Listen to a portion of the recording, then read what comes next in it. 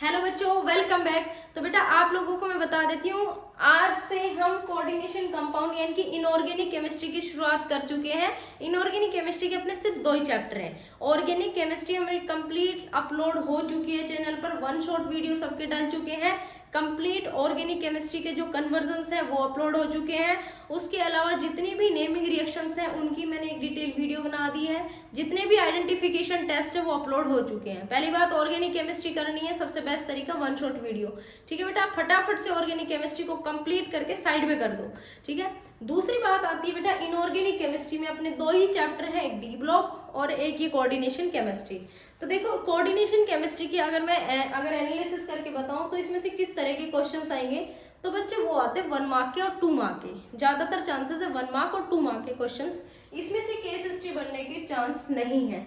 ठीक है, उसमें से मैं बताऊंगी कौन से इंपॉर्टेंट टॉपिक है जहां से 1 मार्क के क्वेश्चंस जनरली पूछते हैं और 2 मार्क्स के कहां से जनरली पूछते हैं। ठीक है, दैट्स क्लियर। बेटा सबसे पहले मैंने तुम्हारे सामने एक फ्लो चार्ट बनाया है।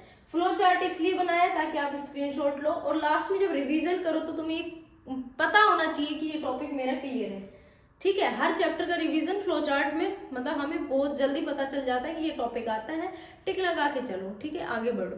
दूसरी बात, इस चैप्टर में जैसे मैंने बेसिक टर्म्स, नोमेनक्लेचर और आइसोमेरिज्म के आगे 1 लिखा हुआ है, दैट मीन्स पूरे चांस है कि यहाँ से 1 मार्क का क्वेश्चन आएगा।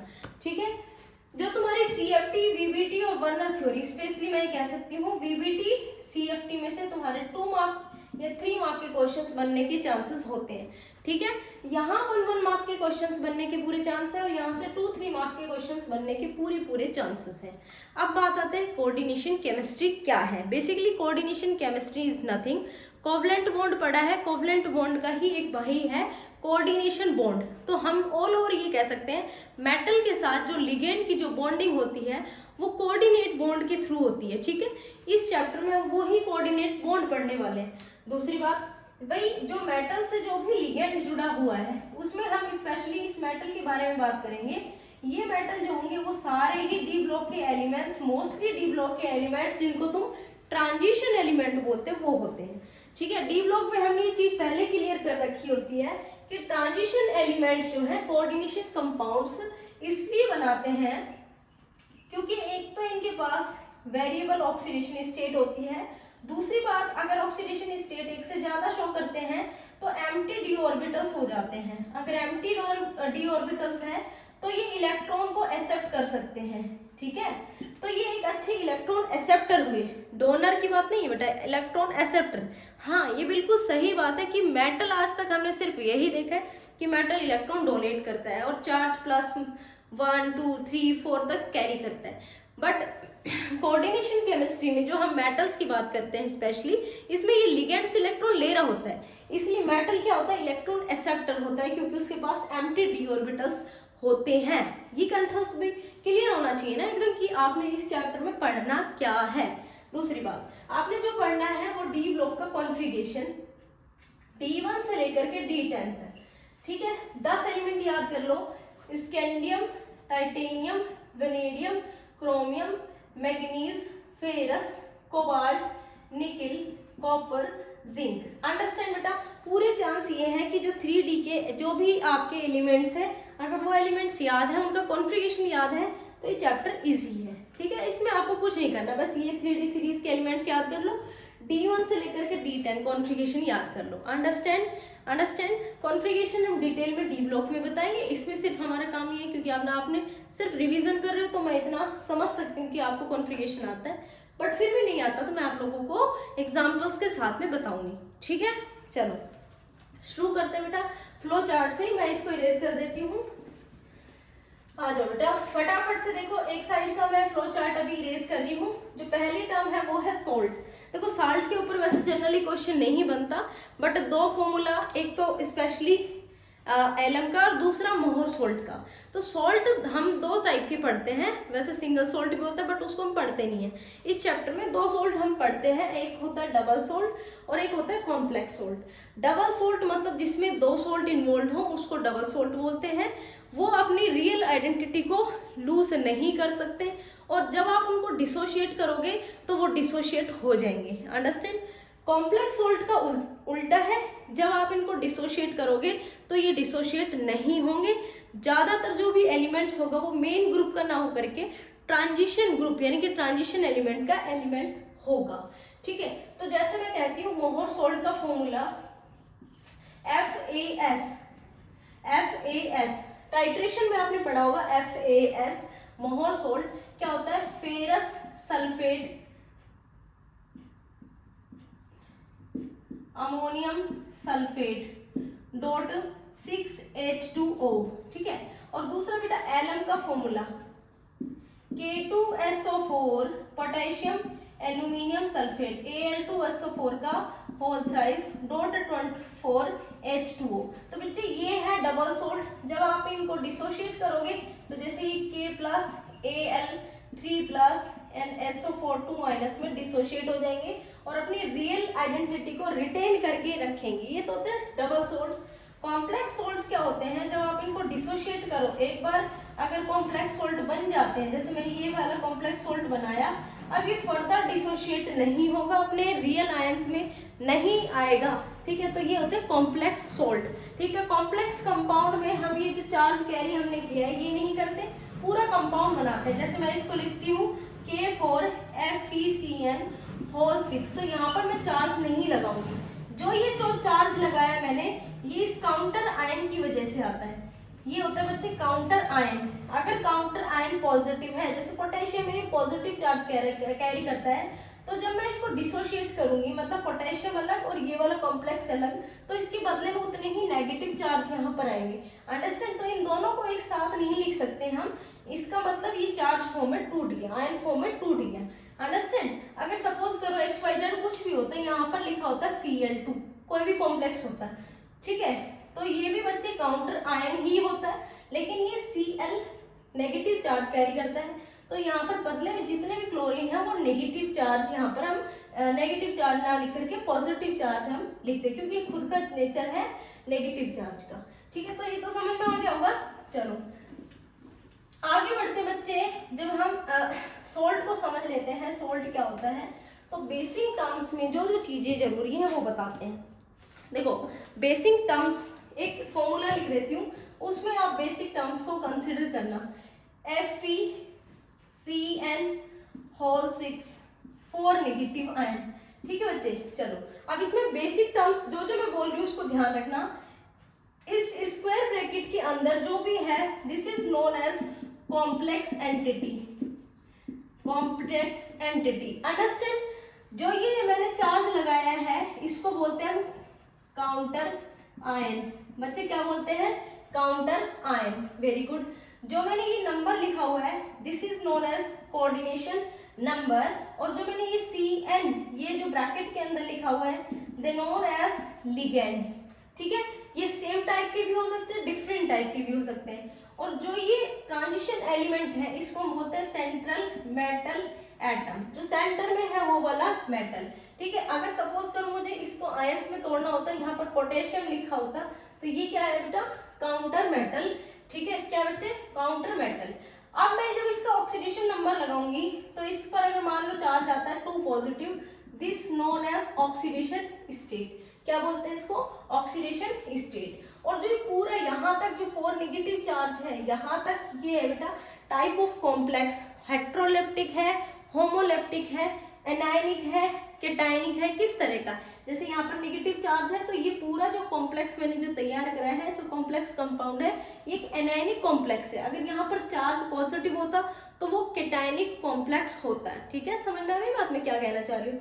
तो ये कुछ इंपॉर्टेंट टर्म्स हैं जो तुम्हें बतानी है। इसकी डेफिनेशन हम कैसे देंगे? सबसे पहले आ जाइए बेटा, काउंटर आयन का मैं बता चुकी हूँ कैसे डिसाइड होता है। एंटिटी भाई जो भी इसके अंदर जो भी टर्म्स यूज हो रही है वो सारी एंटिटी के अंदर कंसिडर होती है। कोऑर्डिनेशन नंबर में कह सकती हूँ, जो भी आपको चीज दे रखी है उसके डेंसिटी से नंबर मल्टीप्लाई कर दो। ठीक है, जितनी उसकी डेंसिटी होगी यानी कि जितनी उसकी डोनर साइड होगी वही उसका कोऑर्डिनेशन नंबर होगा। That's clear. ठीक है, सेंट्रल मेटल एटम की कोई स्पेसिफिक डेफिनेशन यहाँ नहीं है, तो मैं ये कह सकती हूँ कि ट्रांजिशन एलिमेंट्स जो लिगेंड से जुड़े होते हैं, डायरेक्टली बॉन्डेड होते हैं, ट्रांजिशन एलिमेंट जो लिगेंड से डायरेक्टली बॉन्डेड होते हैं उनको हम सेंट्रल मेटल एटम बोलते हैं। Understand? So let's now discuss about ligands. देखो बच्चे, ligands are basically donor, they are donor atoms. ये क्या है बच्चे? They are donor atoms. ये क्या करते हैं? इलेक्ट्रॉन्स को डोनेट करते हैं। कहाँ करते हैं? Toward the metal side, metal की साइड। तो ये होते हैं बच्चे लिगेंड्स। हाँ, लिगेंड्स के टाइप अलग होते हैं और लिगेंड इस पूरे चैप्टर में सबसे इंपॉर्टेंट अपना कंट्रीब्यूशन रखता है। ठीक है, चलो अब आते हैं बच्चे कॉम्प्लेक्स के टाइप पर। कॉम्प्लेक्स का टाइप दो तरह का होता है, एक होगा होमोलैप्टिक कॉम्प्लेक्स एंड दूसरा होगा हेटेरोलैप्टिक कॉम्प्लेक्स। हेटेरोलैप्टिक कॉम्प्लेक्स। ठीक है, इसकी टर्म्स में यही क्लियर कर देती हूँ। अगर किसी भी मेटल के साथ ये जो मैंने लिगेंड जोड़े हैं, ये सारे लिगेंड सेम है, जैसे 6 मैंने नंबर लिखा वो सेम है, तो होमोलैप्टिक कॉम्प्लेक्स। अंडरस्टैंड? अगर मान लो यहाँ पर मैं CN4 लिखती और यहाँ लिख देती Cl2, तो डिफरेंट लिगेंड होने की वजह से उस कॉम्प्लेक्स का नाम पड़ जाता हेटेरोलैप्टिकल कॉम्प्लेक्स। ये डेफिनेशन क्लियर हो गई, ये सारी जो बेसिक टर्म्स है वो क्लियर हो गई। तो मैं आगे इरेज करती हूँ। जो अपना मोस्ट इंपॉर्टेंट टॉपिक बचता है अब अगला इसमें, वो है बच्चे इसका लिगेंड। ठीक है, जो बेसिक टर्म का ये, बट उसको मैं थोड़ा सा डिटेल में पढ़ना होता है क्योंकि लिगेंड के बिना ये चैप्टर अधूरा है। बिना लिगेंड हम इस चैप्टर को नहीं समझ सकते। तो लिगेंड का क्लासिफिकेशन हम कह सकते हैं कि हम दो तरीके से कर सकते हैं। पहला जो तरीका होगा वो on the basis of charge और दूसरा जो होगा on the basis of donor site. ठीक है, तो पहले on the basis of charge. ठीक है, टॉपिक डाल सकते हो आप on the basis of charge. पहला हम जो करेंगे चार्ज के बेसिस पे करेंगे। किसका क्लासिफिकेशन? लिगेंड्स का क्लासिफिकेशन। तो मैं ये कहूंगी इसको 3 टुकड़ों में अलग से डिवाइड कर दो। पहला होगा कैटायनिक लिगेंड, दूसरा होगा, और ये एग्जांपल जरूर याद रखना, ठीक है, दूसरा होगा एनायनिक लिगेंड, एनायनिक लिगेंड्स, और तीसरा होगा न्यूट्रल लिगेंड्स, ऐसे लिगेंड जो न्यूट्रल हैं, इनके याद रखना है और उसमें स्पेशली न्यूट्रल लिगेंड्स को याद रखना है। ठीक है, कैटायनिक लिगेंड में बहुत ज्यादा एग्जांपल नहीं है, सिर्फ एक याद कर लो, NO2, इसको बोलते हैं नाइट्रोसोनियम, नाइट्रोसोनियम, ये तो इसकी स्ट्रक्चर होती है, ये इसकी बच्चे स्ट्रक्चर होती है। ठीक है, ये है नाइट्रोसोनियम लिगेंड। इसमें हमें केटायन पर ज्यादा फोकस नहीं करना है, हमारा सारा फोकस जो नेगेटिव चार्ज है, जिसके ऊपर नेगेटिव चार्ज है और जिसके ऊपर पॉजिटिव चार्ज है। ठीक है, तो जब भी कोई एनायनिक लिगेंड होगा तो उसके पीछे जो सफिक्स लगाएंगे वो O लगाएंगे।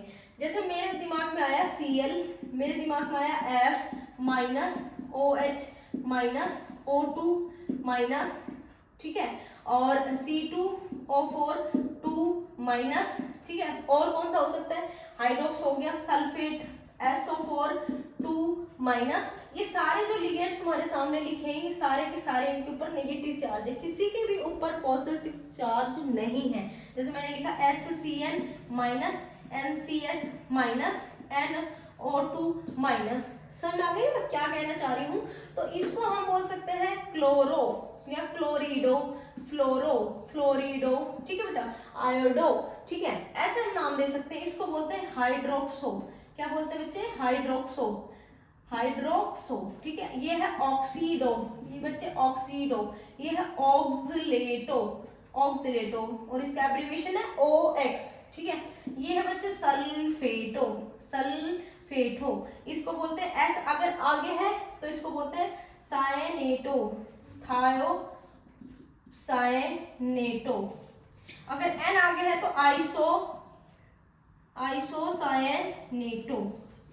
बच्चे ये है नाइट्रीटो, अगर O है तो O, अगर N आगे है नाइट्रीटो N। ये सारे के सारे एनायनिक लिगेंड्स हैं।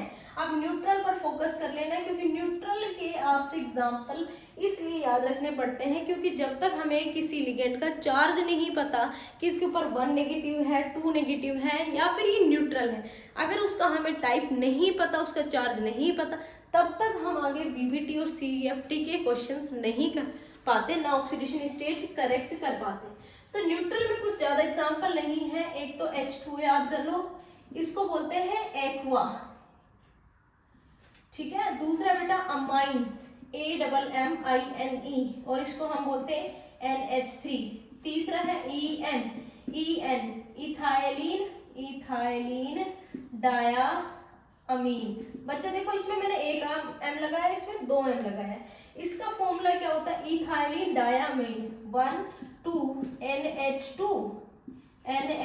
बाकी कार्बन की वैलेंसीज कंप्लीट कर दीजिए। 2 बॉन्ड बना रखे हैं तो CH2 ठीक है। इसमें दोनों तरफ में लोन पेयर डोनेट होगा। इसी तरह से अमोनिया में भी नॉन पेयर डोनेट होगा। इधर ऑक्सीजन में भी सिर्फ और सिर्फ लोन पेयर डोनेट होगा।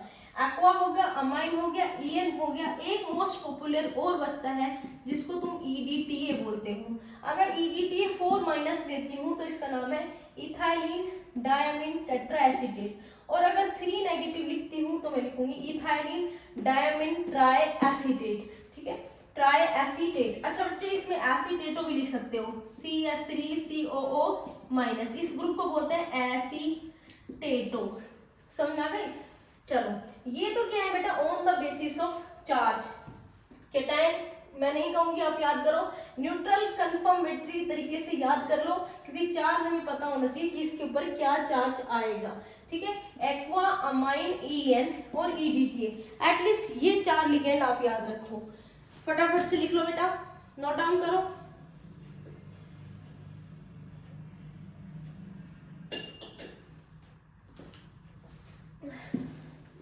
चलो भाई अब आगे देखते हैं।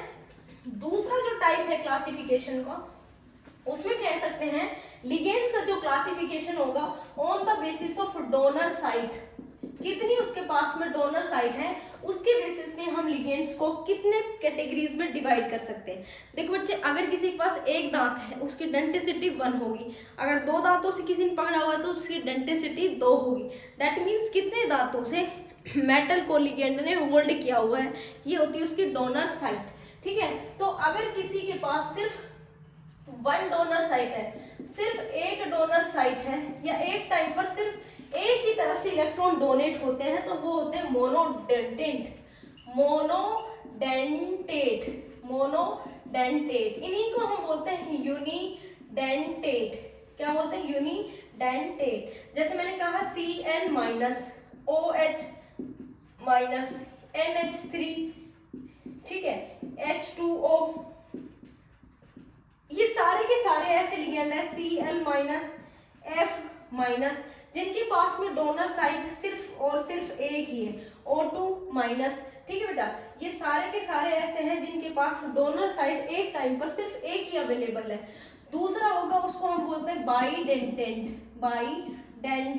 ट्राइडेंटेंट मैं आप लोगों को बताऊंगी नहीं, सिर्फ हम डायरेक्ट पढ़ेंगे पॉलीडेंटेट। अब मैं सिर्फ बात करूंगी बाइडेंटेंट में। जो इंपॉर्टेंट एग्जांपल्स हैं उसमें 2 याद रखो, एक EN स्पेशली, एक OX।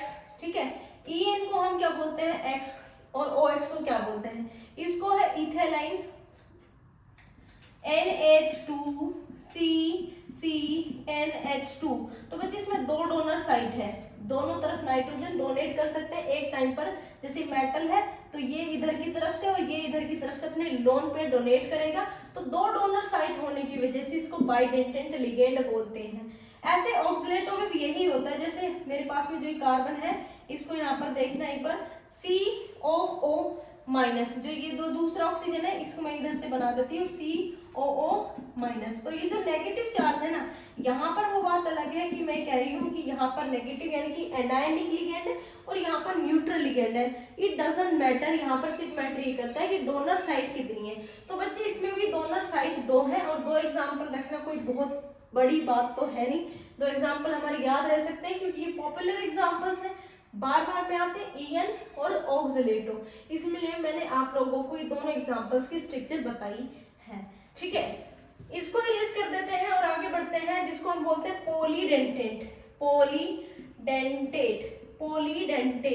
पॉलीडेंटेट का मतलब जिसमें आपकी 2 से ज्यादा यानी कि ट्राई, टेट्रा, पेंटा डेंटेंट की तरफ जब आप मूव करते हैं, उन सबको हम पॉलीडेंटेट में कंसिडर करते हैं। इसमें सिर्फ तुम्हें एक एग्जांपल याद रखना है जिसका नाम है EDTA 4-।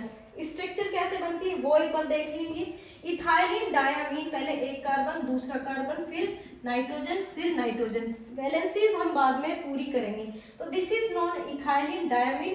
टेट्रा एसीटेट के लिए एसीटेट ग्रुप बनाओ, CH3COO माइनस, CH3COO माइनस। ये एसीटेट तो 2 बन चुके हैं, हमें टेट्रा बनाने हैं, तो इस नाइट्रोजन से जोड़ दीजिए CH3COO माइनस, CH3COO माइनस। तो बच्चे इसमें इधर ध्यान से देखोगे, इधर यहाँ पर 2 नाइट्रोजन जो है वो न्यूट्रल है, डोनर एटम है, अपने लोन पेयर डोनेट कर रहे हैं, और 4 जो है नेगेटिव चार्ज की वजह से इलेक्ट्रॉन डोनेट हो रहे हैं, और ये सारे एक साथ रिंग का फॉर्मेशन कर लेते हैं, जिससे ये एक चिलेट रिंग नाम की भी चीज बनाते हैं, जिसको हम चिलेट लिगेंड बोलेंगे। वो बाद की बात है, अभी सिर्फ यहाँ पर देखो, एक डोनर साइड, दूसरी, तीसरी, चौथी, 5वीं और 6ठी। तो यहाँ पर टोटल कोऑर्डिनेशन जो नंबर होगा, इसका कोऑर्डिनेशन नंबर होगा वो 6 होगा, क्योंकि डोनर साइड इसमें 6 प्रेजेंट है, तो कोऑर्डिनेशन नंबर भी ये अकेला EDTA 6 दिखाएगा। अंडरस्टैंड? तो ये हो गया सिर्फ जो अपने क्लासिफिकेशन है किसका बेटा, लिगेंड्स का। ठीक है, चलो आगे बढ़ते हैं। लिगेंड्स अच्छे से आने चाहिए बेटा, लिगेंड के बिना ये चैप्टर समझ में नहीं आएगा। आगे बढ़ते हैं नोमेनक्लेचर। नोमेनक्लेचर में जो आपको बेसिक रूल है वो एक ही चीज याद रखनी है, नोमेनक्लेचर का एक ही रूल है, ALCO रूल। इसी में हम सारी चीज बताएंगे। ALC, इसमें याद रखना अल्फाबेटिकल ऑर्डर ऑफ लिगेंड्स।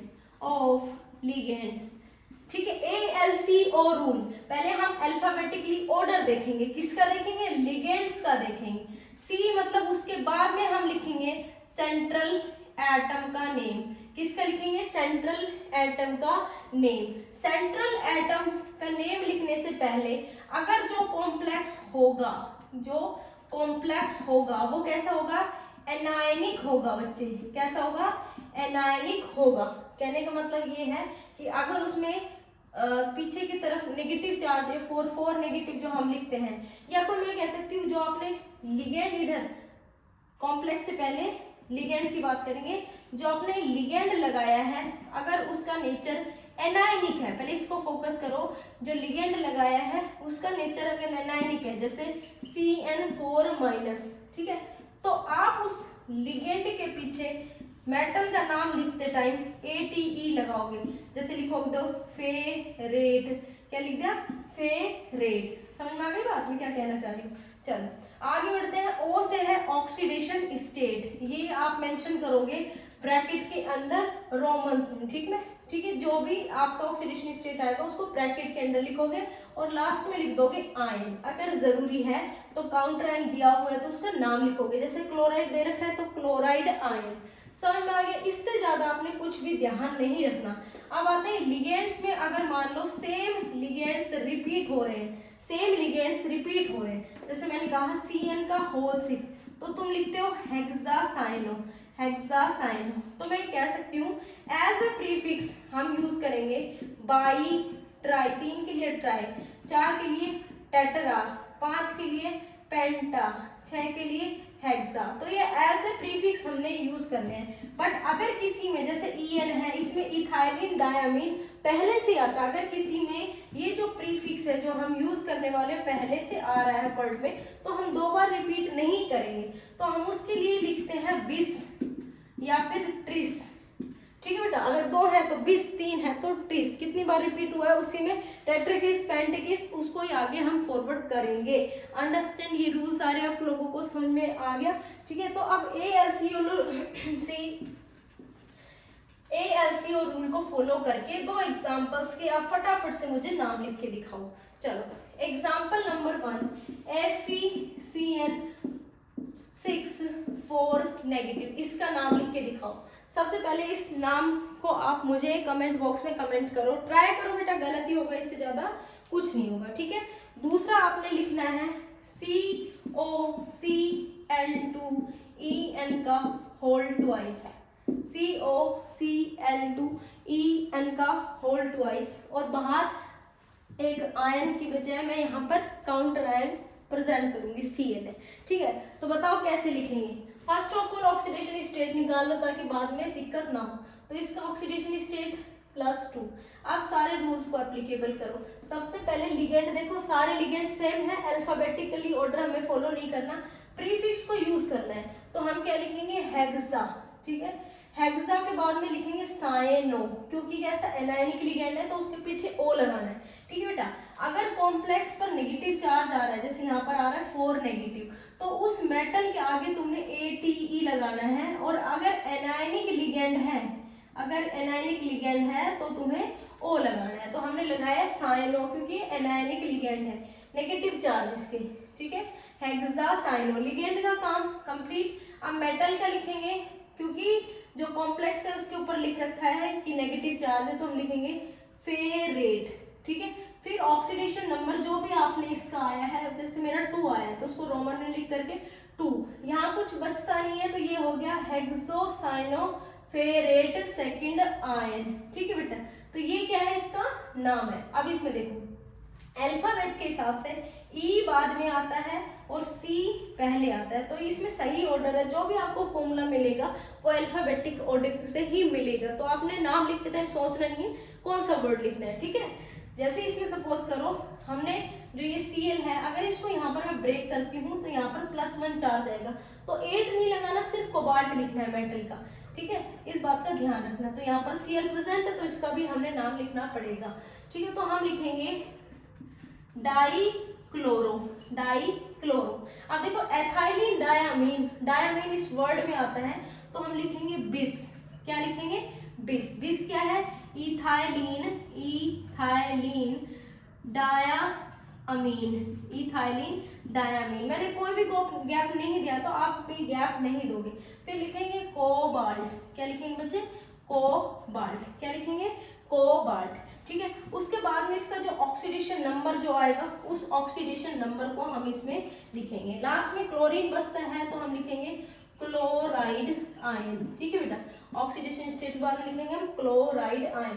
तो यही फॉर्मेट रहने वाला है जब आपको फॉर्मूला बनाना है। तो फॉर्मूला में आपको नाम देगा और आपको वो फॉर्मूला बनाना, सेम तरीका है, सिर्फ ऑक्सीडेशन स्टेट और जो कॉम्प्लेक्स का चार्ज है और लिगेंड कैसा उसका ध्यान रखना। लिगेंड नेगेटिव है तो O लगाना है, कॉम्प्लेक्स नेगेटिव है तो ATE लगाना है, ठीक है बेटा। इसको अब मैं इरेज कर देती हूँ, नोमेनक्लेचर खत्म। आगे बढ़ते हैं आइसोमेरिज्म। देखो बच्चे आइसोमेरिज्म का मतलब क्या होता है, आइसोमेरिज्म मतलब सिर्फ which have chemical formula is same but have different type of arrangement of atoms, उसको हम आइसोमर्स बोलते हैं। अंडरस्टैंड, क्या बोलते हैं, आइसोमर्स बोलते हैं। तो आइसोमर्स में जो 1 मार्क का क्वेश्चन है वो आता है या तो स्ट्रक्चरल आइसोमर्स में, उसमें हमें आइडेंटिफिकेशन करना होता है या फिर डेफिनेशन के साथ एग्जाम्पल लिखना होता है। जीआई में जो क्वेश्चन आएगा उसका तुम्हें एग्जाम्पल मिलेगा, इसकी स्ट्रक्चर बनवाते हैं, ठीक है। जीआई और ओआई से स्ट्रक्चर बनवाते हैं, ठीक है। या फिर ये पूछ सकते हैं क्या इसमें ओआई पॉसिबल है, ठीक है। चलो आगे बढ़ते हैं। कैसे याद रखना है, सबसे पहले स्ट्रक्चरल आइसोमर्स में 4 टाइप के होंगे, उसमें सबसे पहले है लिंकेज आइसोमेरिज्म। बच्चे देखो लिंकेज आइसोमेरिज्म तब तक पॉसिबल नहीं है जब तक आपके पास कोई भी एक एम्बीडेंटेंट लिगेंड नहीं है। तो यहाँ ये वाला जो है बिना एम्बीडेंटेंट लिगेंड के पॉसिबल नहीं है। तो एम्बीडेंटेंट लिगेंड से क्वेश्चन जो आएगा वो कैसे आएगा और उसको हमें पहचानना कैसे है। देखो एम्बीडेंटेंट लिगेंड जो होता है वो मे बी मोनोडेंटेंट हो सकता है या यूनिडेंटेंट हो सकता है, but at A time only one atom can donate their electron, क्या मतलब है मैं समझा देती हूँ। we have या at a time only one atom can donate their electron although they have multiple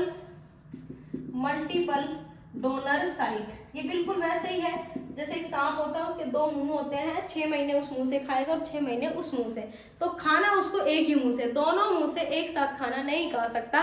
वैसे ही कोई एक ऐसे डोनर एटम्स जिसमें एटलीस्ट कम से कम 2 डोनर साइट प्रेजेंट हो, बट एक टाइम पर सिर्फ एक ही डोनर साइट इलेक्ट्रॉन्स को डोनेट करेगी, मेटल के साथ बॉन्ड बनाएगी, उन लिगेंड्स को एम्बीडेंटेंट लिगेंड बोलते हैं। समझ में आ गई बात? क्या मतलब, जैसे मैं लिखती हूँ मेटल के साथ अगर NO2 बॉन्ड बन रहा है या मेटल के साथ ONO बॉन्ड बन रहा है, तो दोनों में जो लिगेंड है, जो डोनर एटम है, बस मैंने वो चेंज किया है, बट एट ए टाइम एक ही डोनर एटम प्रेजेंट, एक ही डोनर एटम अपने इलेक्ट्रॉन डोनेट कर रहा है। अगर नाइट्रोजन जुड़ रहा है तो इसको बोल दोगे नाइट्रीटो N, और अगर ऑक्सीजन जुड़ रहा है तो इसका नाम होगा नाइट्रीटो O। अंडरस्टैंड? ऐसे मान लो मैंने मेटल के साथ में कोऑर्डिनेशन बॉन्ड से CN जोड़ा या फिर कोऑर्डिनेशन बॉन्ड से NC जोड़ा, तो इसको बोलते हैं साइनो। क्या बोलते हैं बच्चे? साइनो। और इसको बोलते हैं आइसोसाइनो, आइसोसाइनो। इसी तरह से SCN और NCS होता है, ठीक है बेटा, NCS होता है, जिसमें डोनर एटम, जैसे इसमें सल्फर और नाइट्रोजन है, इसी तरह से इसमें कार्बन और नाइट्रोजन है, इसमें नाइट्रोजन और ऑक्सीजन है। तो डोनर साइड तो इसमें 2-2 प्रेजेंट है, ये बाइडेंटेंट हो सकते थे, बट बाइडेंटेंट में 2 ही एटम एक साथ डोनेट करते हैं, बट एम्बीडेंटेंट में डोनर साइड तो होने के बाद भी एक टाइम पर सिर्फ एक ही डोनर साइड से इलेक्ट्रॉन्स आप कंज्यूम कर सकते हो, उनको हम एम्बीडेंटेंट लिगेंड्स बोलते हैं। चलो अब इतनी कहानी हो गई। तो लिगेंड जो आइसोमेरिज्म है, सिर्फ आपने वहां चेक करना है, कोई ऐसा एग्जांपल मिल रहा है जहां मेटल के साथ, जैसे मैंने लिखा MnO2 होल 6, ठीक है बेटे, और ये कॉम्प्लेक्स बनाया, और दूसरा मैंने जो इसका कॉम्प्लेक्स बनाया उसमें था MONO होल 6 और कॉम्प्लेक्स बना। तो ये जो एग्जांपल है ना बच्चे, इसमें पूरे चांसेस हैं कि आप जो टिक करोगे वो लिंकेज आइसोमेरिज्म पे करोगे, क्योंकि लिगेंड जो है वो एम्बीडेंटेंट लिगेंड है। इसके एटलीस्ट एक एग्जांपल आपको याद रहना चाहिए, ठीक है। चलो आगे बढ़ते हैं। कोऑर्डिनेशन, ये सबसे सिंपल है। कोऑर्डिनेशन आइसोमेरिज्म का मतलब क्या है? सिर्फ जो मेटल से जो लिगेंड जुड़े हुए हैं वो एक दूसरे के साथ अपनी पोजीशंस को एक्सचेंज कर लेते हैं। क्या करते हैं? पोजीशंस को एक्सचेंज करते हैं। जैसे इसमें एक एग्जांपल है कोबाल्ट और क्रोमियम का, ठीक है। जैसे कोबाल्ट के साथ में यहाँ पर जुड़ा हुआ है NH3, ठीक है, NH3 होल 6। इसी तरह से क्रोमियम के साथ में जुड़ा हुआ है Cl2 होल 6, Cl6, ठीक है, Cl6। तो बच्चे होता क्या है, जो ये मेटल है इसके साथ ये लिगेंड जुड़ जाए और इस मेटल के साथ में ये लिगेंड आपस में जुड़ जाए, तो ये जो नया कंपाउंड बनेगा वो कुछ ऐसा दिखेगा, CrNH3 6। तो बस ये देखते ही आप समझ जाना कि इस ऑप्शन में जो कोऑर्डिनेशन आइसोमेरिज्म है वो वही पॉसिबल है जहां जो लिगेंड्स हैं वो मेटल्स एक्सचेंज करके बॉन्डिंग कर रहे हैं। समझ में आ गई बात? क्या कर रहे हैं? मेटल्स के साथ में जो लिगेंड जुड़ा है वो अपनी पोजीशंस को चेंज कर रहे हैं, ठीक है। आगे बेटा आयोनाइजेशन, जिसमें हम कह सकते हैं due to counter ion change. Counter ion change की वजह से जो आइसोमेरिज्म बनता है उसको हम बोलते हैं आयोनाइजेशन आइसोमेरिज्म। जैसे PTNH4Br2Cl2, ठीक है, PTNH4Br2Cl2। इस कॉम्प्लेक्स को ध्यान से देखो। आयोनाइजेशन आइसोमेरिज्म की यही पहचान है, जो ये Br है ये बाहर चला जाए और ये Cl है ये अंदर आ जाए, क्योंकि काउंटर आयन है। इसके साथ में जो अंदर का कोऑर्डिनेशन है, जो मेन लिगेंड है, ये इंटरचेंज हो रहा है अगर, तो वो एग्जांपल पूरी तरह से श्योरिटी के साथ हम कह सकते हैं कि आयोनाइजेशन आइसोमेरिज्म है। तो नया क्या बनेगा? PTNH4Cl2 और बाहर काउंटर आयन हो जाएगा Br2। तो अगर ऐसे एग्जांपल है तो वो बच्चे क्या है?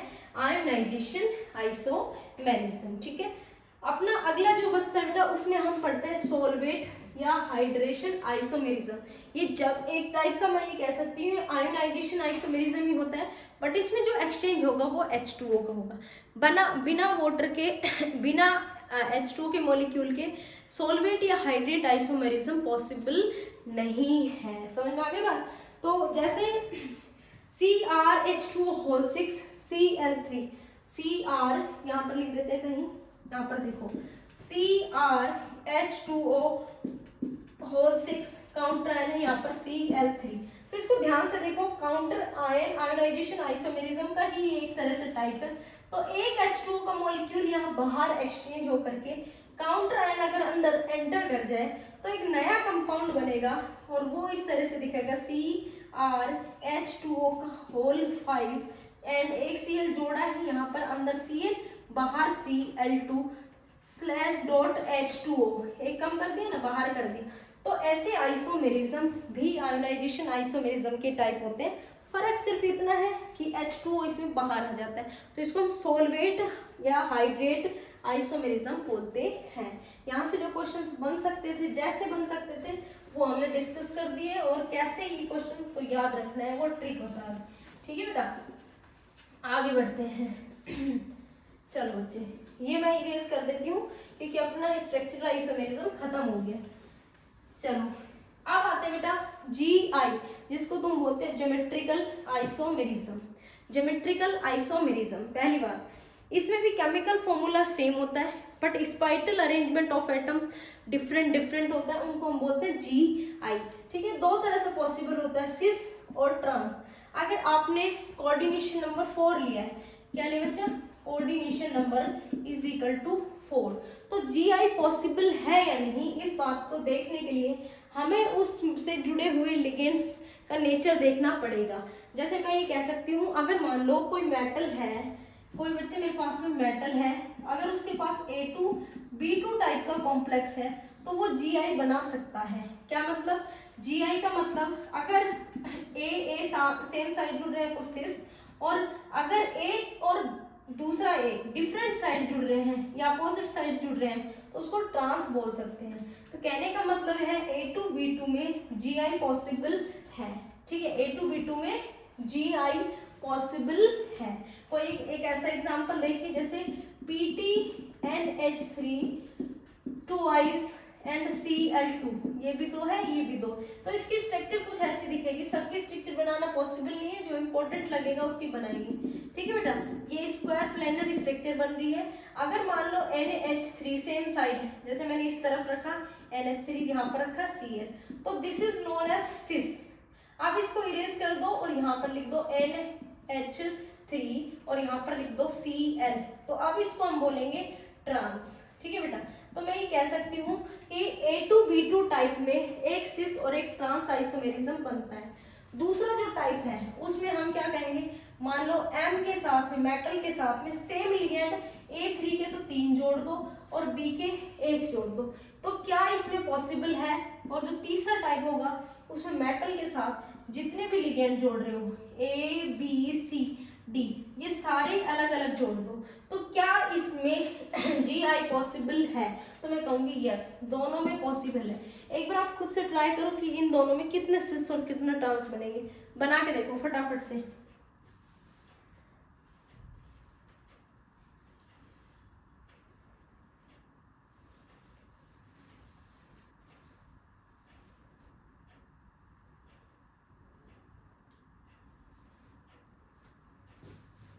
चलो चलो बेटा, इसकी तरफ देखो, ये जो आइसोमेरिज्म है इसमें मान लो प्लेटिनम एटम के साथ में, मैंने जैसे बताया, यहाँ पर आप C कर लो A2BC। ठीक है, दो सेम और दो अलग। ठीक है, यहाँ पर NH3 ये तो सेम है ना, सेम है, तो ये एक दूसरे के अगर अपोजिट बनते हैं और B और C एक दूसरे के अपोजिट बनते हैं, तो ये तो हो गया ट्रांस। अगर मान लो NH3 मैं ऊपर रख दूं, NH3 and B and C, ये एक साइड रख दूं, तो इसको हम बोलते हैं ट्रांस। तो इसमें एक ही सिस बन रहा है और एक ही ट्रांस बन रहा है, कोई दिक्कत नहीं है। दिक्कत हमें इस क्वेश्चन पे आएगी, इसको स्टार लगा लो। इसमें एक्चुअल में जब तुम स्ट्रक्चर बना को देखेगी तो इसमें एक NCERT का एग्जाम्पल मिल जाएगा, 2 सिस और एक ट्रांस बनेगा, तो टोटल GI ABCD टाइप के कंपाउंड में टोटल 3 आइसोमर पॉसिबल है, 2 सिस और एक ट्रांस। स्ट्रक्चर बना करके देखो। एग्जांपल जैसे मैं आप लोगों को कहती हूँ PTNH3 क्लोरीन फ्लोरीन ब्रोमीन, कुछ भी XYZ आप 3 लिगेंड अलग जोड़ो और एक लिगेंड NH3 जोड़ो, तो हर एक में जब आप चेक करोगे तो 2 तुम्हें सिस दिखेंगे और एक तुम्हें ट्रांस दिखेगा। ठीक है, उसकी आप एक बार NCERT से प्रैक्टिस करो। ठीक है बेटा, तो ये हो गया जिसमें कोऑर्डिनेशन नंबर एटलीस्ट 4 प्रेजेंट हो। ठीक है, एटलीस्ट 4 कोऑर्डिनेशन नंबर जिसका हो, उसमें GI कितने पॉसिबल हैं, कौन कौन से में पॉसिबल है, किस में नहीं है। ठीक है, अब आते हैं जिसमें कोऑर्डिनेशन नंबर सिर्फ 6 हो। तो बच्चे मैं एक बात पूछती हूँ, पहला टाइप देखो, मेटल से जुड़ने वाले लिगेंड अगर सारे सेम है तो कोई GI पॉसिबल नहीं है, क्योंकि कोई अपोजिट कैसे चेक करेंगे हम, अपोजिट है या सेम साइड है, तो इसमें पॉसिबल किसी भी हाल में नहीं। अगर मान लो 5 लिगेंड सेम है और एक लिगेंड डिफरेंट है तो भी ये पॉसिबिलिटी नहीं है। तीसरे की तरफ जब हम मूव करेंगे कि अगर मान लो मैम 4 लिगेंड सेम है और 2 लिगेंड सेम है तो क्या इसमें पॉसिबिलिटी है, तो मैं ये कहूंगी यस बेटा, पॉसिबिलिटी पूरी पूरी है। उसकी स्ट्रक्चर बना के देखो, जैसे मेटल है 1 2 3 4 5 6, तो इसमें 6 टोटल बॉन्ड बनेंगे और इनकी स्ट्रक्चर हम OT यानी कि ऑक्टाहेड्रल बोलते हैं। तो अगर मान लो A मैं इस तरह से लिख दी और B, तो ये B जो है एक दूसरे के अपोजिट आ रहे हैं, तो इसको मैं ट्रांस बोलूंगी। और बच्चे अगर इस AB के साथ में कह सकती हूँ यहाँ पर B भी लिख दीजिए, बाकी की जगह A लिख दीजिए, तो वो दूसरी जो स्ट्रक्चर बनेगी वो सिस बनेगी।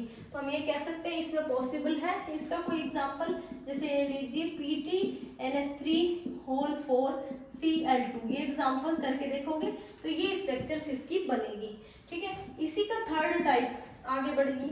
थर्ड टाइप में क्या हो सकता है, मेटल के साथ A3B3 का कॉम्प्लेक्स हो, मतलब मैंने दूसरा लिगेंड बढ़ा दिया, तो क्या सिस ट्रांस पॉसिबल है, तो बिल्कुल पॉसिबल है।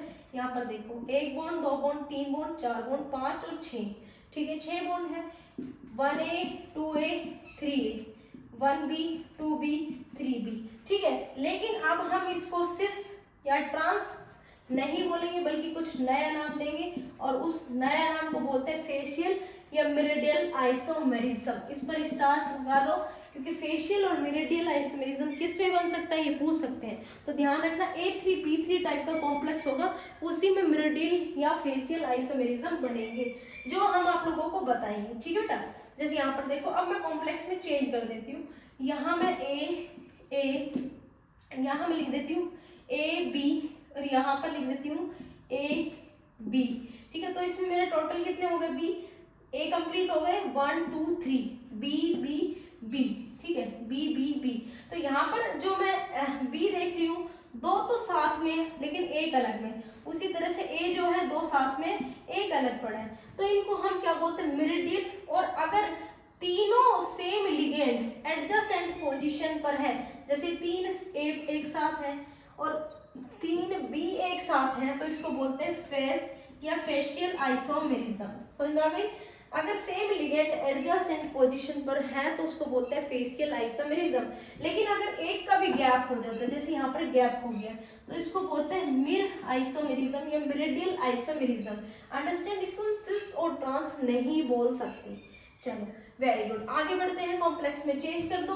अगर मान लो मैं यहाँ पर कहूँ आप लोगों से कि आप यहाँ पर ये जो 3 रख रहे हो उसकी जगह यहाँ पर B, C और D अलग अलग रखिए, तो B, C और D में आइसोमेरिज्म सिस और ट्रांस पॉसिबल है। ठीक है बच्चे, ये हो गया अपना ज्योमेट्रिकल आइसोमेरिज्म।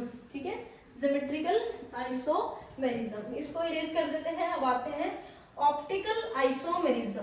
तो ऑप्टिकल आइसोमेरिज्म में सबसे पहले क्वेश्चन यही आता है कि ऑप्टिकल आइसोमेरिज्म में क्या ट्रांस ऑप्टिकल आइसोमेरिज्म बना सकते हैं, तो मैं कहूँगी नो, कभी भी पॉसिबिलिटी नहीं है। क्योंकि ऑप्टिकल आइसोमेरिज्म की जो कंडीशन है, ऑप्टिकल आइसोमेरिज्म में मैं बेसिकली ये कह सकती हूँ, इसके 3 कैटेगरी होती है, जिसमें एक होता है एनेंशियोमर। क्या होता है बच्चे, एनेंशियोमर।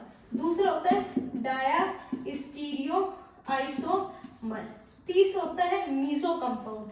ठीक है। तो मैं ये कह सकती हूँ अगर मिरर इमेज अगर ओवरलैप है, मिरर इमेज सुपर इम्पोसिबल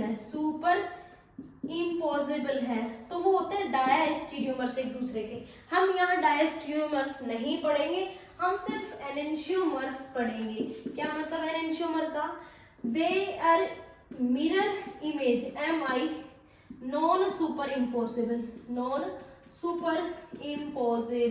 क्या मतलब इस बात का मतलब समझ लो। नॉन सुपर इम्पोसिबल का मतलब जो कंपाउंड होगा दूसरा वो एक दूसरे के ऊपर ओवरलैप नहीं होगा। ये हैंड है इसके ऊपर और इसके सामने मैंने मिरर रखा, दूसरा हैंड इसमें दिख रहा है, यहाँ से उठाओ इसके हाथ के ऊपर रखो तो अंगूठों से अंगूठे मैच नहीं होंगे, तो नॉन सुपर इम्पोसिबल। दूसरा देखो, अगर मान लो मिरर रखा और इमेज ऐसी बनती है और इस हैंड को इस पर रखते हो तो सारी फिंगर और ये अंगूठे एक दूसरे के ऊपर टच करते हैं, तो वो होता है डायस्टीरियोमर्स। और जो नहीं कर रहे हैं वो होता है एनेंशियोमर्स। तो एनेंशियोमर का मतलब होता है non super impossible mirror image का फॉर्मेशन, यानी कि दो तरीके से पॉसिबल है।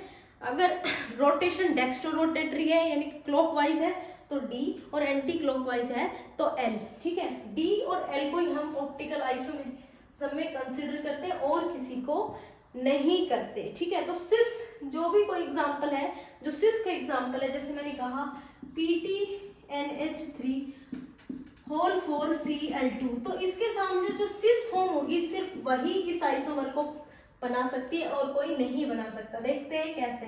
जैसे PT को यहाँ पर लिखा 1 2 3 4 5, ठीक है, तो यहाँ पर अगर मान लो मैं Cl इस साइड लगाती हूँ और इसके सामने मिरर लगाती हूँ, इसके सामने मिरर लगाते हैं, तो इसकी जो मिरर इमेज बनेगी उसमें ऑब्वियस सी बात है, जब हम फेस देखते हैं ऐसा तो नहीं है ना कि फेस नहीं दिखते, बाल दिखते हैं। जब आप मिरर के सामने खड़े होते तो फेस ही दिखता है, तो Cl मिरर के सामने खड़े हैं तो Cl बनेगा। ठीक है, ये जो है राइट साइड है तो इसको D बोलेंगे और इसको बोलते हैं L। ठीक है, बाकी के जो NH3 है, जैसे मैंने बनाया NH3, ये सब पीछे की तरफ, तो मैं ये कह सकती हूँ इसकी जो सिस का जो फॉर्मेशन है उससे हम इसके OI बना सकते हैं। ठीक है, अब मान लो किसी में, जैसे मैंने कहा कि अगर कोई बाइडेंटेंट लिगेंड है, जैसे सपोज करो यही है, ठीक है, बाइडेंटेंट लिगेंड है कोई उसमें, और ये सिस आइसोमर है, क्या ये ऑप्टिकल आइसोमेरिज्म शो करेगा? तो इसकी स्ट्रक्चर बनाएंगे। तो कैसे बनाते हैं? अगर कोई बाइडेंटेंट लिगेंड आपको गिवन है तो उसका तरीका होता है बेटा, सबसे पहले सेंट्रल एटम के साथ 6 बॉन्ड बना लो। ठीक है, जो सिस फॉर्मेशन है उसमें Cl2 एक साथ रहेंगे और En एक साथ रहेंगे। तो सपोज करो मैंने यहाँ पर ऑक्सीडेटो ले रखा है OX, क्योंकि बाइडेंटेंट लिगेंड एटलीस्ट 2 बॉन्ड बनाते हैं, तो ये 2 और ये 2, टोटल 4 हमारे कंसीडर हो गए।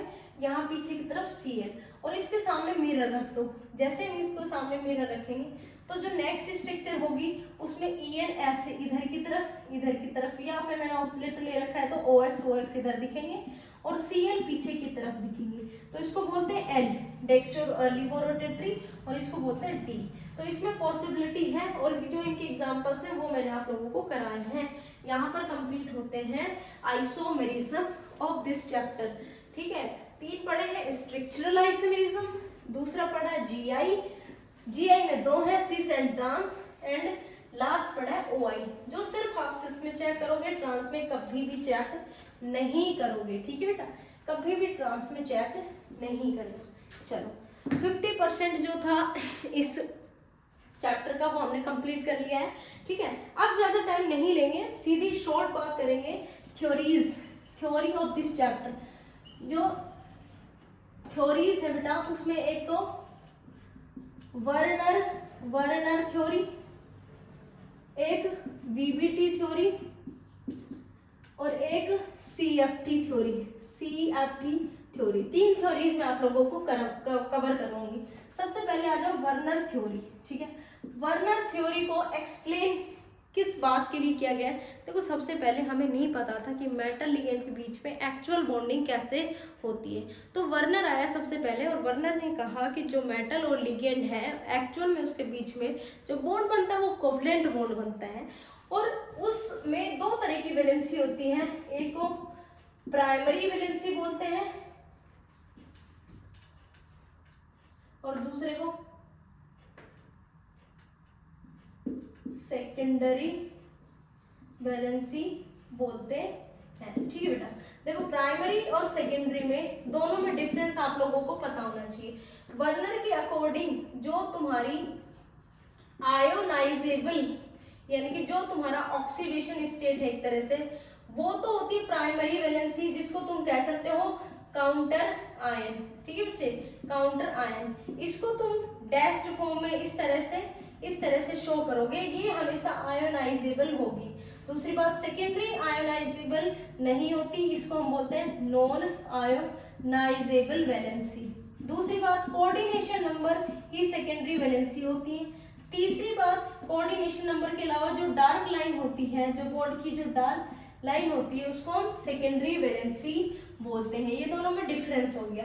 ठीक है, अब एग्जांपल जैसे देखो, मैंने कहा PTNS3 होल 5 ClCl2, तो जब हम इसकी स्ट्रक्चर बनाते हैं तो उस स्ट्रक्चर में जो 6 बॉन्ड है ये तो तुम्हें डार्क कलर के दिखेंगे, 6 बॉन्ड के अलावा जो 3 बॉन्ड है वो तुम्हें लाइट भी दिखेंगे। जैसे मैंने ये Cl यहाँ पर देखिए बेटा, यहाँ पर डॉटेड बना देते हैं साइड में। ठीक है, Cl तो ये जो डॉटेड लाइन है ये बता रही है कि इसमें कितने आपके पास में जो ये Cl जो प्रेजेंट है, 2 ये और 3 ये आयोनाइजेबल हो सकती है।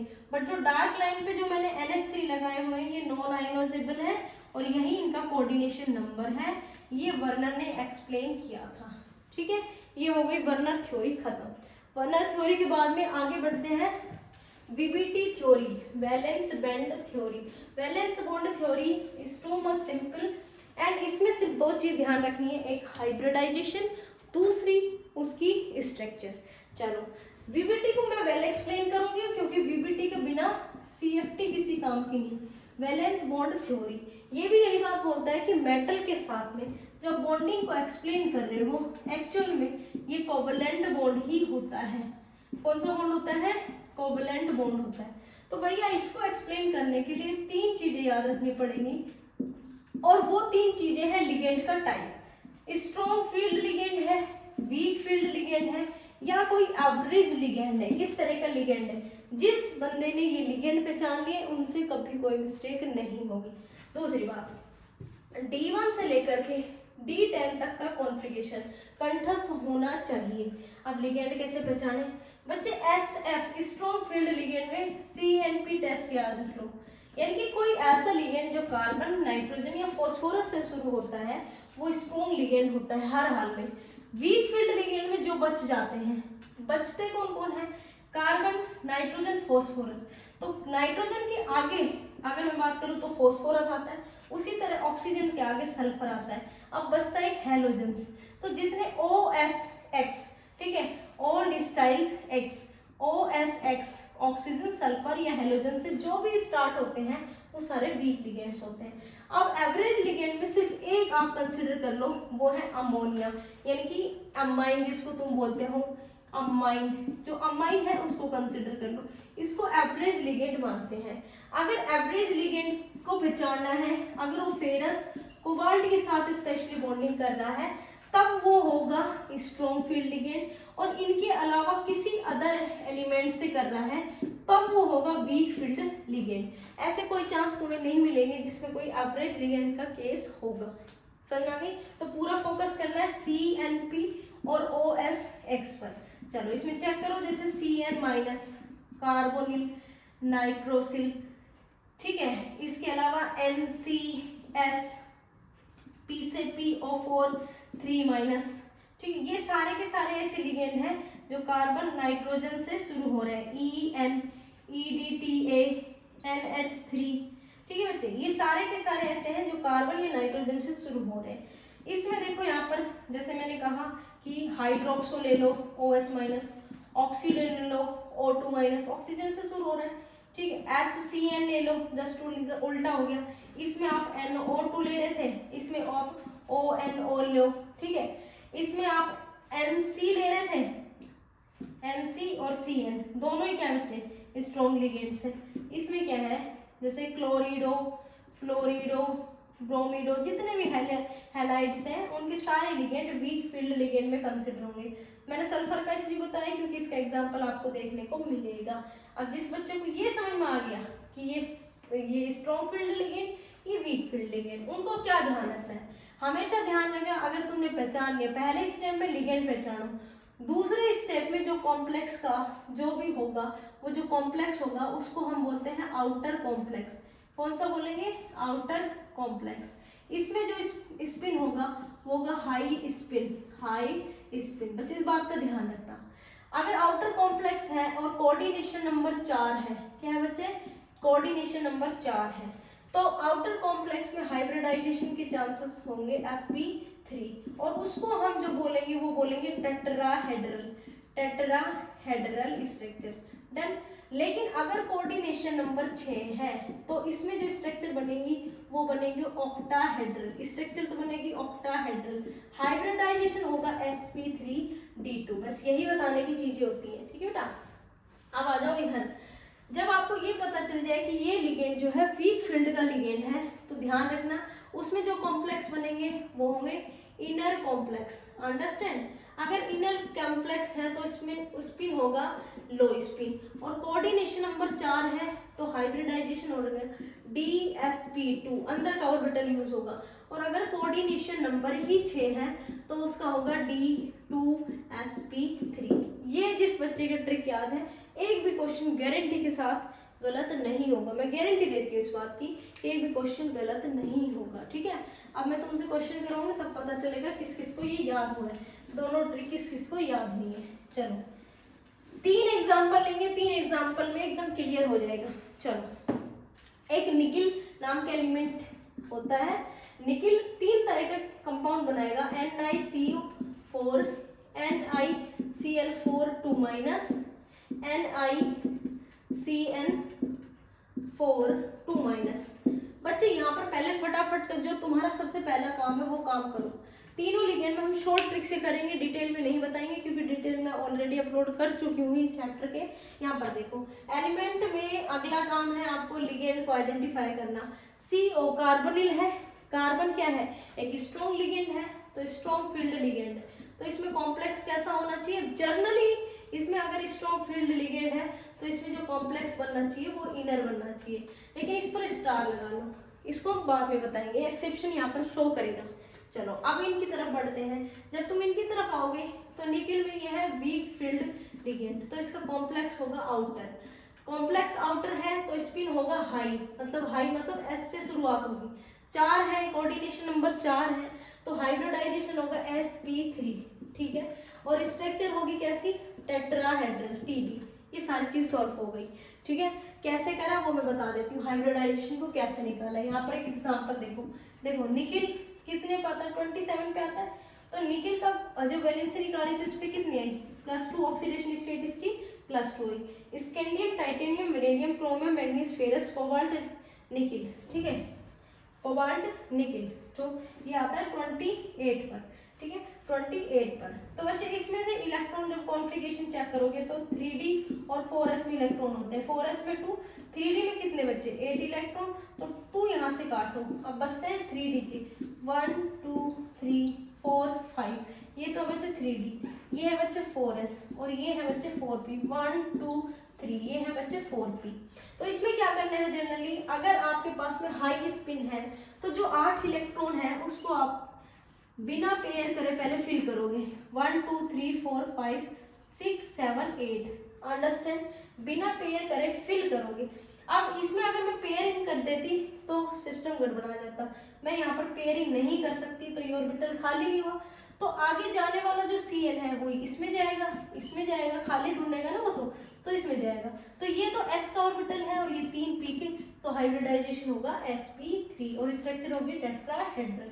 इस केस में क्या होगा यहाँ पर मैं बता देती हूँ, बॉक्स बना लीजिए। इसका I+2 में इसका कॉन्फ़िगरेशन 3d में 8 इलेक्ट्रॉन है, 1 2 3 4 5, ठीक है। अब इसमें जो है मैं ये कह सकती हूँ, यहाँ पर देखिए बेटा स्ट्रॉन्ग लिगेंड हमने पहचान लिया, तो इसमें कॉम्प्लेक्स बनेगा इनर कॉम्प्लेक्स, स्पिन होगा लो स्पिन और hybridization DsP2 and square planar structure बनेगी। चलो देखते हैं कैसे।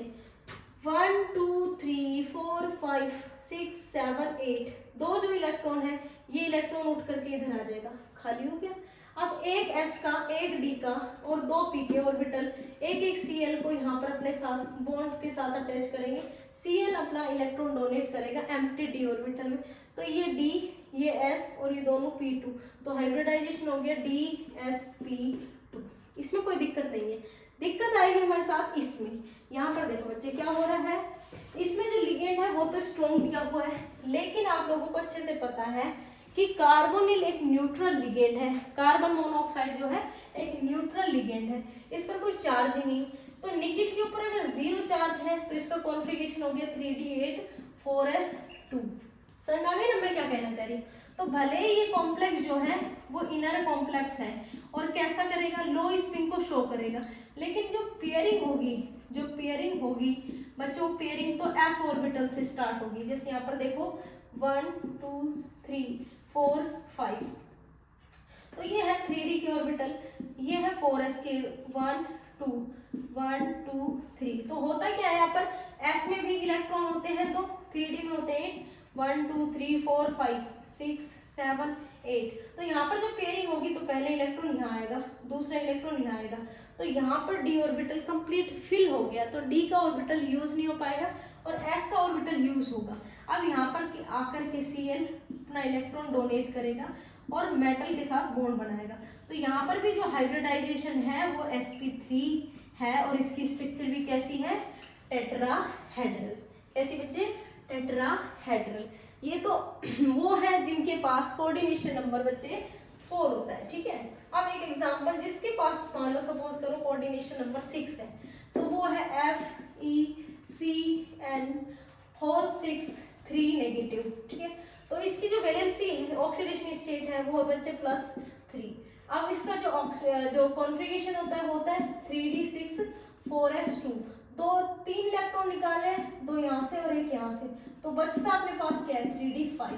कॉम्प्लेक्स जो है उसमें लिगेंड जो जुड़ा हुआ है वो है स्ट्रॉन्ग फील्ड, तो इसमें स्पिन होगा लो स्पिन। कोऑर्डिनेशन नंबर 6 है तो ऑक्टाहेड्रल स्ट्रक्चर बनेगी और लो स्पिन की वजह से D2sp3 हाइब्रिडाइजेशन होगा। अब स्ट्रक्चर पे आ जाओ 1 2 3 4 5, ये बचे 3d के, ये 4s के, ये है 4s के और ये है 4p के ऑर्बिटल्स, ठीक है।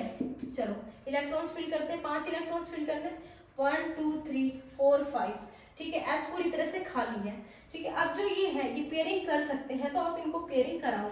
चलो ये इलेक्ट्रॉन यहाँ चला गया, ये इलेक्ट्रॉन यहाँ चला गया, ये इलेक्ट्रॉन अनपेयर्ड बचा है, ठीक है। तो ये खाली हो गए और यहाँ इलेक्ट्रॉन्स फिलअप हो गए, तो ये 2 d ऑर्बिटल और ये एक s और 3 p, तो 2 3 4 5 6, मेरे पास Cn भी 6 ही है, तो ये Cn यहाँ जुड़ेगा, ये Cn जुड़ेगा, ये Cn जुड़ेगा और यहाँ 3 Cn जुड़ेंगे।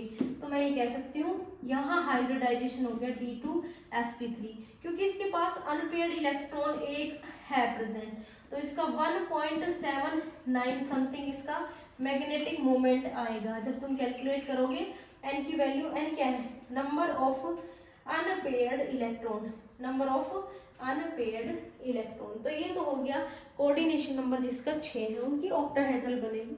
और अगर Cl होता है यहाँ तो sp3d2 हाइब्रिडाइजेशन तुम्हें दिखता। बच्चे ये है बीबीटी की थ्योरी और बीबीटी के कुछ इंपॉर्टेंट एग्जांपल्स, जिसमें एक एक्सेप्शन भी था NiCO का होल 4, ठीक है। आगे बढ़ते हैं बच्चे CFT थ्योरी, जिससे क्वेश्चन 90% आ सकता है। थोड़ा सा 5 मिनट का टाइम लूंगी, आराम से देखेंगे। क्रिस्टल फील्ड थ्योरी, इसको बोलते हैं CFT। तो भैया क्रिस्टल फील्ड थ्योरी में क्या कहा कि जो आप बॉन्ड पढ़ रहे हो मेटल और लिगेंड के बीच में, एक्चुअल में वो कोवलेंट बॉन्ड है ही नहीं, तो फिर कौन सा होगा। तो वो कहेगा कि भाई जो ये है ना यहाँ पर मेटल पे पॉजिटिव और लिगेंड पे नेगेटिव चार्ज है, उसकी वजह से एक इलेक्ट्रोस्टैटिक नाम का फोर्स जनरेट होगा। तो यहाँ इलेक्ट्रोस्टैटिक बॉन्ड प्रेजेंट है। तो उन्होंने बिल्कुल इस बात से मना कर दिया कि यहाँ कोवलेंट बॉन्ड है ही नहीं, यहाँ इलेक्ट्रोस्टैटिक फोर्स जनरेट होता है जिससे आयनिक बॉन्ड का फॉर्मेशन होता है।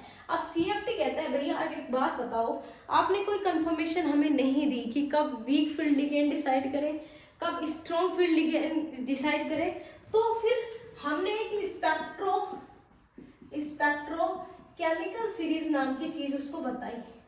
भैया स्पेक्ट्रोकेमिकल सीरीज में हमने ये कहा कि जो कार्बन, नाइट्रोजन, फॉस्फोरस से शुरू हो रहे हैं वो ज्यादा क्या होंगे, उनकी CFSC ज्यादा होगी, स्ट्रॉन्ग फील्ड लिगेंड ज्यादा होंगे। ऑक्सीजन, सल्फर और हेलोजन से ज्यादा क्या होंगे, स्ट्रॉन्ग फील्ड लिगेंड होते हैं। जैसे न्यूट्रल में COCN- से ज्यादा होगा, ठीक है। इसी तरह से नाइट्रोसिल न्यूट्रल लिगेंड है, लेकिन NCS कैसा है, NCS नेगेटिव लिगेंड है, ठीक है, एनायनिक लिगेंड है, ठीक है बच्चे। तो ऑक्सीजन में बहुत सारे होते हैं, जैसे OH- लगा दो, O2- लगा दो, ठीक है, O2- लगा दो।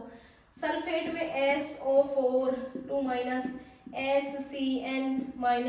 उसके बाद में जो है नंबर आता है किसका, क्लोरीन का, उससे ज्यादा फ्लोरीन का, ठीक, फिर क्लोरीन का, आयोडीन का। तो ये है स्पेक्ट्रोकेमिकल सीरीज जिसमें तुम्हें ये याद रखना है, ठीक है। इसका ऑर्डर याद रखो तो ध्यान रहेगा कि भाई जो स्पेक्ट्रोकेमिकल सीरीज में जिनकी CFSC हाई है वो स्ट्रॉन्ग फील्ड लिगेंड होते हैं, दैट्स इट, ठीक है। तो स्पेक्ट्रोकेमिकल सीरीज के बाद में हमने बढ़ना है आगे। जब हमें कंफर्म हो गया कि भाई कौन सा स्ट्रॉन्ग लिगेंड है, कौन सा वीक लिगेंड है, तो दो चीज ध्यान रखनी है CFT में। पहली बात, मेटल जब लिगेंड के साथ बॉन्ड बनाएगा, बच्चे इधर देखो, मान लो मेरे पास में d ऑर्बिटल है, d ऑर्बिटल है, जब वो किसी लिगेंड के साथ d ऑर्बिटल्स में जब लिगेंड अपने इलेक्ट्रॉन डोनेट करेंगे, इनके मेटल जब इलेक्ट्रॉन के साथ बॉन्ड बनाएगा तो ऑर्बिटल्स डिजनरेट हो जाएंगे, जो एनर्जी सेम लेवल में हुआ करती थी वो बिखर जाएगी। तो इसको बोलते हैं डिजनरेशन ऑफ d ऑर्बिटल, ठीक है। यहाँ पर ये डिजनरेट फॉर्म है 1 2 3 4 5। जब सेम एनर्जी लेवल होता है तो डिजनरेट फॉर्म होती है, इनमें 5 ऑर्बिटल नहीं, कितने बच्चे, 5 ऑर्बिटल है। ये क्या करेंगे, दो एनर्जी लेवल में टूट जाएंगे। एक होगा लो, नीचे का होगा लो एनर्जी लेवल जिसको हम कहेंगे T2G अगर हम ऑक्टाहेड्रल पढ़ रहे हैं, और ऊपर का होगा हाई एनर्जी लेवल जिसको हम कहेंगे EG ऑर्बिटल। और इसके बीचों बीच जो एनर्जी गैप होगा इसको बोलते हैं बैरी सेंटर। क्या बोलते हैं, बैरी सेंटर। यहाँ पर एनर्जी गैप 0 होता है। तो क्या कहते हैं, d ऑर्बिटल -0.4 ऑक्टाहेड्रल नीचे शिफ्ट हुए हैं, और इससे प्लस 0.6 ऑक्टाहेड्रल एनर्जी ऊपर शिफ्ट हुए हैं, उनको EG, और जो इतने नीचे शिफ्ट हुए इनको TTG ऑर्बिटल बोलते हैं। ये जितने भी होते हैं ये नॉन एक्सियल पर प्रेजेंट होते हैं, ये नॉन एक्सियल ऑर्बिटल्स हैं, और ये जो प्रेजेंट होते हैं ये एक्सियल पर प्रेजेंट होते हैं। जैसे इसमें मैं कह सकती हूँ dz² जो है एक्सियल पर पॉसिबल है, ठीक है बच्चे। बट मेरा उससे क्वेश्चन नहीं है, मेरा क्वेश्चन जो यहाँ पर है वो इलेक्ट्रॉन्स है। जैसे आप लोगों को ये पता चला कि किसी का कॉन्फ़िगरेशन D1 है, तो जो वो एक इलेक्ट्रॉन इसमें था उसके चांसेस यहाँ से लेकर यहाँ कहीं भी पॉसिबिलिटी हो सकती है। लो एनर्जी लेवल सबसे पहले नीचे, फिर ऊपर गया, फिर वापस आया। तो होने कहने का मतलब क्या है, जब लो से हाई और जब वापस आकर के एनर्जी लेवल जो रिलीज करेगा उससे कलर ऑब्टेन होता है, उसको DD ट्रांजिशन बोलते हैं। तो यहाँ से यहाँ तक की जो शिफ्टिंग है उसको DD ट्रांजिशन बोलते हैं, ठीक है। अब जो अपना मेन मकसद है बेटा वो ये समझाना कि अगर मान लो किसी के पास 5 इलेक्ट्रॉन है तो हम इलेक्ट्रॉन्स को कैसे फिलअप करें, ठीक है। ये क्वेश्चन है, मेन क्वेश्चन ये है कि VBT में तो आप सीधे भरते जाते थे कि भाई 5 के बाद में क्या हमेशा क्या चेंज करें, यहाँ पर T2G भी आ गया और EG भी आ गया, तो क्या चीज़ ध्यान रखनी है। तो इसमें आपने जो मोटे तौर पे ध्यान रखनी है CFT की ट्रिक याद रखो। CFT दो तरीके से काम करेगा, एक लेफ्ट साइड और एक राइट साइड। पहले बता देते हैं, अगर मान लो CFSE ज़्यादा है पेयरिंग एनर्जी से, तो यहाँ पर हमेशा पेयरिंग होगी, बस इस बात को ध्यान रखना। और यहाँ स्ट्रॉन्ग फील्ड लिगेंड्स होते हैं, बस अगर मान लो पेयरिंग एनर्जी CFSC से ज्यादा होती है तो यहाँ कभी भी जिंदगी में पेयरिंग नहीं होगी, नो पेयरिंग। मतलब अगर क्वेश्चन में ऐसे सिंबल दे रखा है इसका मतलब उसमें कोई पेयरिंग नहीं होगी। और दूसरी बात, उसमें जो लिगेंड होगा वो वीक फील्ड का लिगेंड होगा, उसी के अकॉर्डिंग इलेक्ट्रॉन्स भरे जाएंगे। क्या मतलब है पेयरिंग का मतलब नहीं समझ में आया मैम? तो इधर देखो, जैसे यहाँ तो 5 ऑर्बिटल है, पेयरिंग का मतलब और नहीं पेयरिंग का मतलब, उसमें अगर मान लो मैं पहले वीक फील्ड लिगेंड की बात करूं तो लिगेंड के 3 इलेक्ट्रॉन यहाँ जाएंगे पहले T2G में, तो यहाँ T2G3 फिर जाएंगे ऊपर और यहाँ Eg2, तो कॉन्फ़िगरेशन हो जाएगा T2G3 Eg2, ये हो गया D5 जब वीक फील्ड लिगेंड है, ये कॉन्फ़िगरेशन हो गया। इसमें जो N की वैल्यू है 1 2 3 4 5 5 है, तो इसका न्यू की वैल्यू आएगी 5.89 समथिंग या 90 समथिंग, ये इसका और ये नेचर जो होगा हाईली पैरा मैग्नेटिक होगा क्योंकि इसके पास अनपेयर्ड इलेक्ट्रॉन्स हैं। ये चीजें इसमें पूछी जाती है, मैग्नेटिक नेचर, कितना मोमेंट आया और इसका कॉन्फ़िगरेशन, ठीक है। लेकिन अब मैं क्वेश्चन चेंज कर देती हूँ और यहाँ पर स्ट्रॉन्ग फील्ड लिगेंड यानी कि ऐसी कंडीशन मिली हुई है CFSC greater than delta P, तो उसमें ध्यान रखना कि पहले पेयरिंग होगी, ये 2 इलेक्ट्रॉन यहाँ नहीं जाएंगे, 4th यहाँ 5th यहाँ। अब यहाँ सारा खेल चेंज हो गया, अनपेयर्ड इलेक्ट्रॉन N की वैल्यू 1, नेचर कैसा पैरा बट कैसा वीक पैरा मैग्नेटिक, N की वैल्यू न्यू की वैल्यू 1.79 वोल्ट मैग्नेट्रॉन हो जाएगी, ठीक है। अब इसका कॉन्फ़िगरेशन क्या होगा, T2G में इलेक्ट्रॉन 1 2 3 4 5, तो ये हो गया T2G5, तो कॉन्फ़िगरेशन हम लिखेंगे T2G5 एंड Eg2, तो कॉन्फ़िगरेशन भी चेंज किसका, अगर आप स्ट्रॉन्ग फील्ड लिगेंड ले रहे हो तो यही चेंज है बेटा, यही तरीका है याद करने का कि अगर आपको टेबल दे रखी है उसमें अगर आपको ये नीचे 3 चीजें निकालनी आ गई तो आपका एक भी क्वेश्चन गलत नहीं होगा। तो इस ट्रिक को याद रखो, CFSC पेयरिंग एनर्जी से जाता है तो स्ट्रॉन्ग फील्ड लिगेंड का केस होगा, इसमें पेयरिंग होगी और इसमें पेयरिंग नहीं होगी।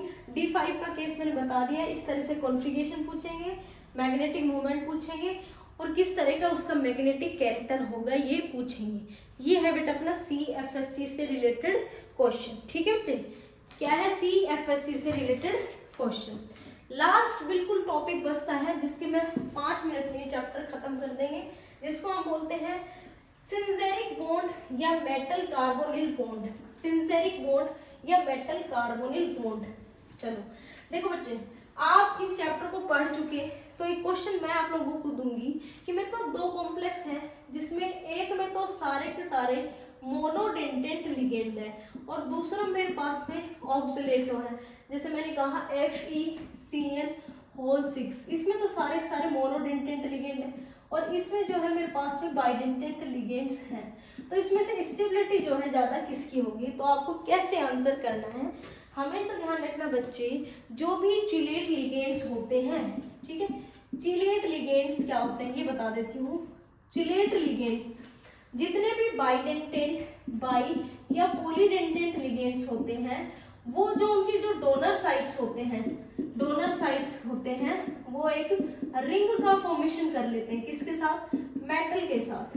रिंग का फॉर्मेशन किसके साथ करेंगे, मेटल के साथ। और जो रिंग का फॉर्मेशन होगा वो जितने मेंबर्ड रिंग होगी, जितनी मेंबर्ड रिंग होगी उतनी ही ज्यादा स्टेबिलिटी होगी। क्या होगी बच्चे, स्टेबिलिटी होगी। तो बस अगर आपको कॉम्प्लेक्स की स्टेबिलिटी चेक करना है तो 3 चीजें ध्यान रखो, एक तो उसमें अगर कोई चिलेट लिगेंड प्रेजेंट है तो वो ज्यादा स्टेबल होगा। जैसे ऑक्सीलेटो की बात करते हैं तो यहाँ पर देखो O नेगेटिव, ठीक है, C double bond O, C double bond O, ठीक है। अब जब ये बॉन्डिंग चेक कर रहे हैं तो इसमें टोटल 1 2 3 4 5 मेंबर इसमें जुड़े हुए हैं जो क्या कर रहे हैं बेटा, आपस में एक रिंग का फॉर्मेशन कर रहे हैं। 5 मेंबर्ड रिंग की वजह से चिलेट रिंग का फॉर्मेशन हुआ जिससे स्टेबिलिटी बढ़ गई। तो पहला रीजन स्टेबिलिटी ऑफ कॉम्प्लेक्स में जो मैटर करेगा वो नेचर ऑफ लिगेंड यानी कि चिलेट लिगेंड है तो ज्यादा स्टेबल होगा। दूसरा रीजन होगा चार्ज ऑन मेटल। ध्यान रखना बच्चे, अगर मान लो मेरे पास में 2 कंपाउंड है FeCN6 4 नेगेटिव और दूसरा है FeCN6 3 नेगेटिव। और दोनों में पूछूं कि कौन सा कॉम्प्लेक्स ज्यादा स्टेबल है, लिगेंड भी सेम, तो इनका ऑक्सीडेशन स्टेट चेक करो, इस पर +2, इस पर +3। तो ध्यान रखना चार्ज ऑन मेटल जितना हाई होगा उसकी कॉम्प्लेक्स की स्टेबिलिटी भी हाई होगी। समझ में आ गई। तीसरा जो फैक्टर है नेचर ऑफ लिगेंड या डोनेटिंग पावर ऑफ लिगेंड, जितनी हाई होगी स्टेबिलिटी उतनी ज्यादा होगी।